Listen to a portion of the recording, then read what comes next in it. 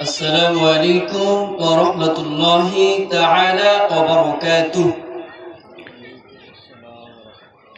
الحمد لله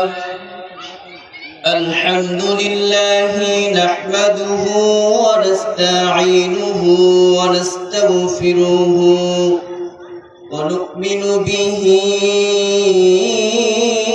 ونتوكل عليه ونعوذ بالله من شرور أنفسنا ومن سيئات أعمالنا من يهده الله فلا مضل له ومن يضلله فلا هادي له ونشهد أن لا إله إلا الله وحده لا شريك له ونشهد أن سيدنا وسندنا وحبيبنا وطبيب قلوب أرواحنا محمدا عبده ورسوله صلى الله عليه وعلى آله وصحبه وبارك وسلم تسليما كثيرا أرسله بالحق بشيرا ونذيرا وداعيا إلى الله بإذنه وسراجا وقمرا منيرا فقد قال الله تبارك وتعالى في كلامه المجيد والفرقانه الحميد أعوذ بالله من الشيطان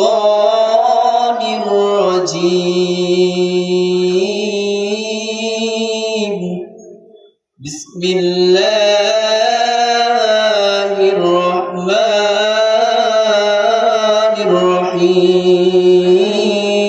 الرحيم من كان يريد الحياة الدنيا وزينتها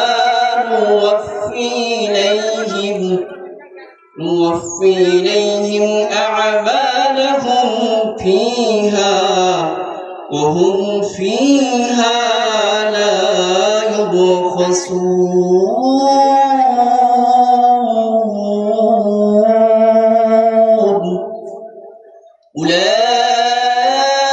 أولئك الذين ليس لهم في الآخرة إلا النار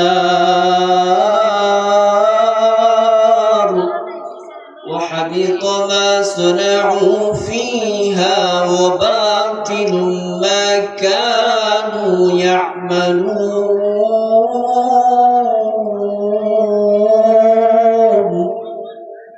وقال تعالى قال رسول الله صلى الله عليه وسلم ألا إن في الجسد مضغة إذا صلحت صلح الجسد كله وإذا فسدت فسد الجسد كله ألا وهي القلب أو كما قال عليه الصلاة والسلام إن الله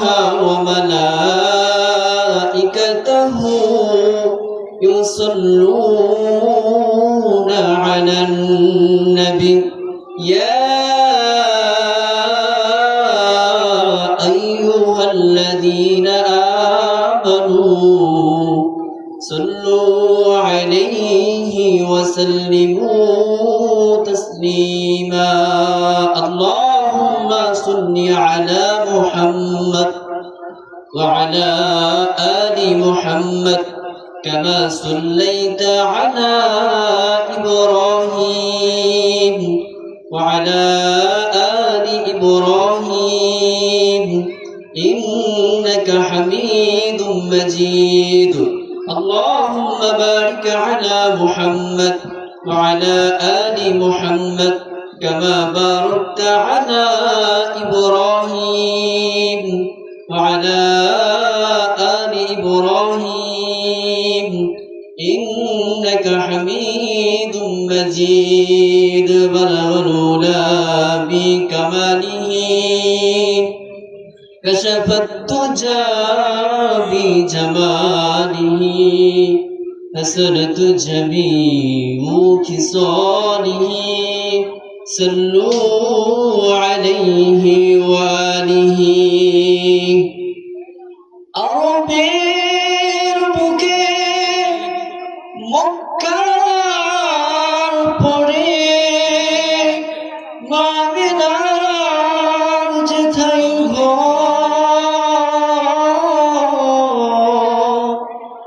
খোদার করুণা কৌসার হয়ে ঝরছে বারংবার বলাগল بكماله كشف الدجى بجماله حسنت جميع خصاله صلوا عليه وآله একটু জিকির করি লা ইলাহা ইল্লাল্লাহ লা ইলাহা ইল্লাল্লাহ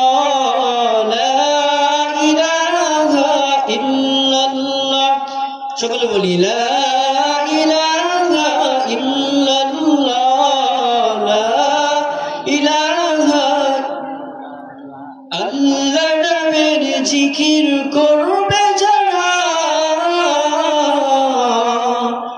আল্লাহর কাছে প্রিয় তারা আল্লাহর কাছে প্রিয় যারা জান্নাতে প্রবেশ করবে তারা জোরে লা ইলাহা ইল্লাল্লাহ লা ইলাহা ইল্লাল্লাহ লা ইলাহা ইল্লাল্লাহ মুহাম্মাদুর রাসূলুল্লাহ সাল্লাল্লাহু আলাইহি ওয়াসাল্লাম উপস্থিত হাজিরিন মুআজ্জাজ মুহতারাম وحييكم بتحية السلام السلام عليكم ورحمة الله تعالى وبركاته বোয়ালিয়া উড়াপাড়া নতুন জামে মসজিদ এর উদ্যোগে অষ্টমতম বিরাট ইসালে সোয়াব ও দুয়ার মাহফিলে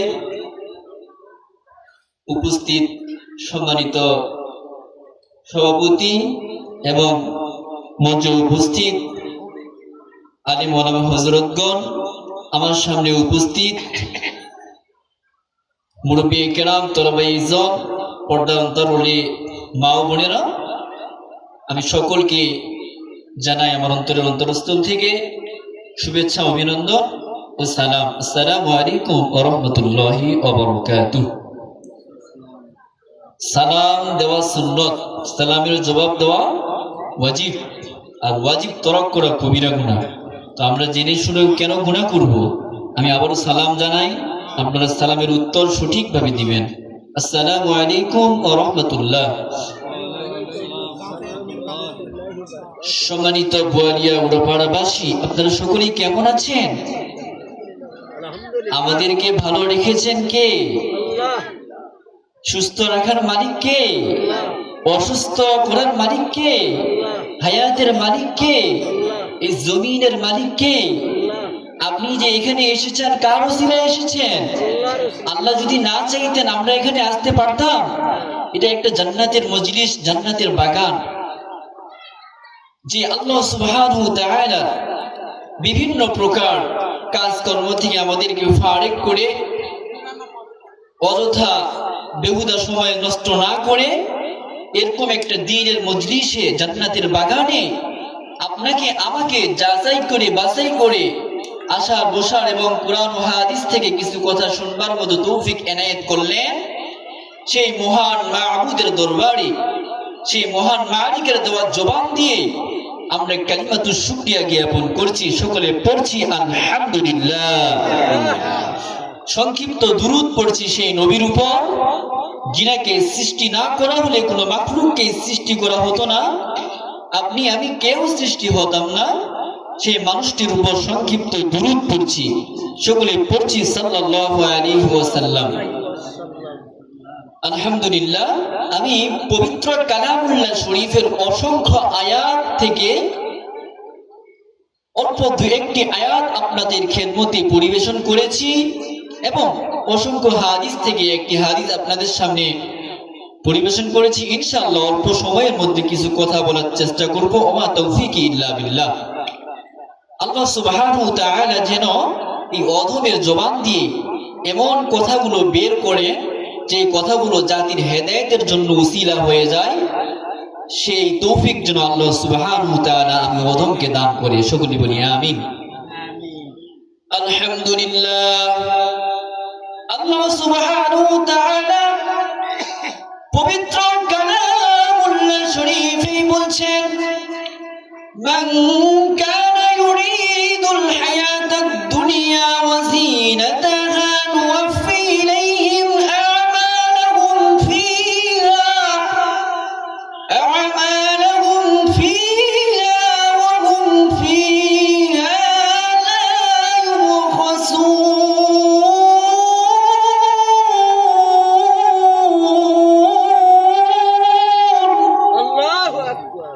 أولئك الذين ليس لهم في الآخرة إلا النار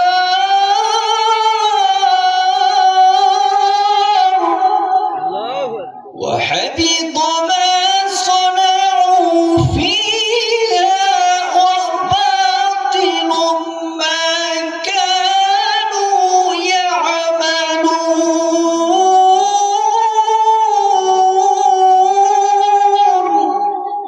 আল্লাহু আকবার।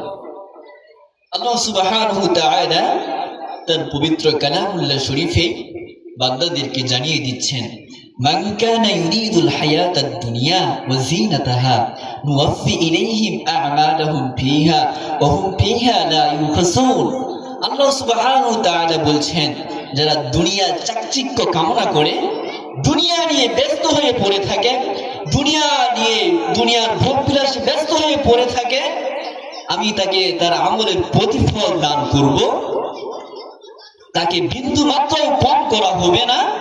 উলাইকাল্লাযীনা লাইসা লাহুম ফিল আখিরাতি ইল্লান নার। আর জাহান্নামে তার জন্য আগুন ছাড়া কিছুই থাকবে না। উলাইকাল্লাযীনা লাইসা লাহুম ফিল আখিরাতি ইল্লান নার ওয়া হাবিতা মা সানাউ ফিহা ওয়া বাতিলুম মা কানু ইয়ামালুন। এবং সে দুনিয়াতে যা কিছু করবে, পৃথিবীতে যা কিছু করেছে সবকিছুই বরবাদ হয়ে যাবে এবং যা কিছু উপার্জন করেছে সবকিছুই নষ্ট হয়ে যাবে। এজন্য দুনিয়ার চাকচিক্য কামনা করা যাবে না। আজকে আমরা দুনিয়া নিয়ে পড়ে আছি, পরকালের চিন্তা আমরা কয়জনেই করছি? পরকালের চিন্তা আমরা কেউ করছি না। মানুষ যখন মারা যায় তখন শুধু আমাদের একটু পরকালের ভয় হয় যে আমাদেরকেও মৃত্যুবরণ করতে হবে, আর পরে মৃত্যুর ভয় হয় না। কিন্তু আল্লাহ সুবহানাহু ওয়া তাআলা আপনাকে আমাকে এই জন্য তো এই দুনিয়ার জমিনে পাঠায় নাই। আল্লাহ সুবহানাহু ওয়া তাআলা পবিত্র কালামুল্লাহ শরীফে বলছেন, ওমা খালাকতুল জিন্না ওয়াল ইনসা ইল্লা লিয়াবুদুন। আল্লাহ সুবহানাহু ওয়া তাআলা জিন এবং ইনসানকে সৃষ্টি করেছে তার গোলামি করার জন্য, তার দাসত্ব করার জন্য। কথা বলেন ঠিক কিনা? তাহলে আমরা আজকে কয়জনে আল্লাহর গোলামি করছি, কয়জনে আল্লাহর ইবাদত বন্দেগী করছি? আল্লাহর ফরজ হুকুম আদায় করছি না, রাসূলের সুন্নাতগুলো নিজের জীবনে আঁকড়ে ধরছি না, তাহলে পরকালে আমাদের কি অবস্থাটাই না হবে মুসলমান। আল্লাহ সুবহানাহু ওয়া তাআলা আপনাকে আমাকে চিন্তা করার জন্য বিবেক দিয়েছে, বুদ্ধি দিয়েছে, সবকিছুই দিয়েছে, কিন্তু আজকে আমরা সেই আকলগুলো, বিবেকগুলো আমরা ভালো কাজে ইউজ করছি না। আল্লাহ সুবহানাহু ওয়া তাআলা তার পবিত্র কালামুল্লাহ শরীফেই বলছেন, وَلَقَدْ ذَرَأْنَا لِجَهَنَّمَ كَثِيرًا مِنَ الْجِنِّ وَالْإِنسِ لَهُمْ قُلُوبٌ لَا يَفْقَهُونَ بِهَا وَلَهُمْ أَعْيُنٌ لَا يُبْصِرُونَ بِهَا وَلَهُمْ آذَانٌ لَا يَسْمَعُونَ بِهَا أُولَئِكَ كَالْأَنْعَامِ بَلْ هُمْ أَضَلُّ। আল্লাহ সুবহানাহু ওয়া তাআলা বলছেন যে আমি যাদেরকে চোখ দিলাম, নাক দিলাম, কান দিলাম, চোখ দিয়েছি ভালো কিছু দেখার জন্য, সে ভালো কিছু দেখে নাই, কান দিয়েছি ভালো কিছু শোনার জন্য, সে ভালো কিছু শুনে নাই। আমি যাদেরকে বিবেক দিয়েছি, বুদ্ধি দিয়েছি, কলব দিয়েছি ভালো কিছু চিন্তা করার জন্য, আমার ইবাদত বন্দেগী করার জন্য জবান দিয়েছি, শুকরিয়া আদায় করার জন্য আমার জবান দিয়েছি, এগুলো দিয়ে সে ভালো কিছু করে না। আল্লাহ সুবহানাহু ওয়া তাআলা তাদেরকে উলাইকা কাল আনআম বলছেন যে এরা চতুষ্পদ জন্তু। শুধু এই বলেই ক্ষান্ত হয় নাই, পরক্ষণে তিনি বলছেন বালহুম আদল, এর চাইতেও তারা নিকৃষ্ট। তাহলে আপনি আমি একটু চিন্তা করি, আমরা কোন দলের মধ্যে আছি? আজকে আমরা দুনিয়া ভুলে গেছি, পরকালকে ভুলে গেছি, দুনিয়া নিয়ে মস্ত বড়াই করছি। বিল্ডিং বাড়ি আছে, কিভাবে 7 তলা বাড়ি করতে হবে সেই চিন্তা, একতলা আছে কিভাবে 2 তলা করতে হবে সেই চিন্তা আমাদের প্রত্যেকের মধ্যেই রয়েছে, কিন্তু পরকালের চিন্তা আমাদের কেউ করি না আমরা। চিন্তা করে দেখো না কবরে কি যাইবা না, চিন্তা করে দেখো না কবরে কি যাইবা না, যেই কবরে আল্লাহ ছাড়া বন্ধু কেহ থাকবে না, যেই কবরে আল্লাহ ছাড়া বন্ধু কেহ থাকবে না, চিন্তা করে দেখো না কবরে কি যাইবা না, দিলে ভরা অহংকার ছিল না খোদার ঘর, নামাজের লাগিয়া কি তোর মোটেও মায়া লাগে না, চিন্তা করে দেখো না কবরে কি যাইবা না। ঠিক কিনা? তাহলে এই জীবিত থাকা অবস্থায় পরকালের চিন্তা করতে হবে, কবরের চিন্তা করতে হবে, নিজের কবর নিজের খবর। আপনার কবরে কেউ যাবে না, আপনার কবরে আপনাকেই যেতে হবে। সেই পরকালের জমিনে আপনি আমি সকলেই কিয়ামতের ময়দানে আল্লাহর কাঠ ধরে আপনাকে আমাকে দাঁড়ানো হবে, দাঁড় করানো হবে। আপনি আমি যদি এই দুনিয়ায় প্রকৃত মুসলিম না হয়ে কবরে যাই, কবরটা কি অবস্থায় না হবে মুসলমান, একটু চিন্তা করে দেখি। ব্যাংক তার বন্ধু সাপের কয়, ও বন্ধু একটু সোজা হয়ে যায়, একটু মাপ দিয়ে দেখি তুমি কয় হাত। বন্ধু বলে তুমি বন্ধুত্ব রাখো আর ছাড়ো, আমি সোজা হতে রাজি নই। এইভাবে বারবার বলার পরে একদিন ব্যাংক ঠিকই দেখে যে সাপ রাস্তার মাঝখানে সোজা হয়ে শুয়ে রয়েছে। ব্যাংক ধাক্কা দিয়ে দেখে প্রাণ পাখি নাই, সাপ মারা গেছে। এখন ব্যাংক বলে বন্ধু মরার আগে বলছিলাম যে একটু সোজা হয়ে যায়, একটু মাপ দিয়ে দেখি, এখন তো ঠিকই সোজা হইনি, মরার আগে হইলি না, মরার পরে সোজা হইলি। তাহলে এরকম মুসলমান আমাদের মধ্যে আছে কিনা? আমরা যারা মরার পরে সোজা হতে চাই, মরার আগে সোজা হতে চাই না, আমাদের কি অবস্থায় হবে মুসলমান? একটু চিন্তা করি। আমরা এই দুনিয়ার জমিনে এমন কোনো গুনাহ নাই যে আমরা করি নাই, সমস্ত প্রকার গুনার কাজ আমাদের দ্বারা হয়েছে। পৃথিবী না জানুক আমি তো জানি, আমি কি পাপ করেছি হায়। পৃথিবী না জানুক আমি তো জানি, আমি কি পাপ করেছি হায়।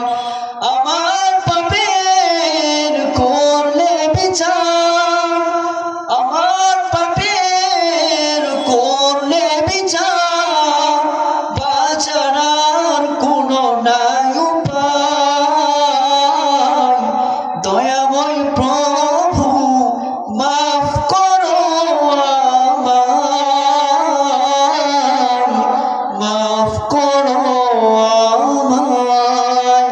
আমিন। সেই কঠিন কিয়ামতের ময়দানে আল্লাহ সুবহানাহু ওয়া তাআলা এক বান্দা একটি নেকি নিয়ে হাজির হবে, আরেক বান্দা এক নেকির জন্য জান্নাতে যেতে পারছে না। সেই কঠিন কিয়ামতের ময়দানে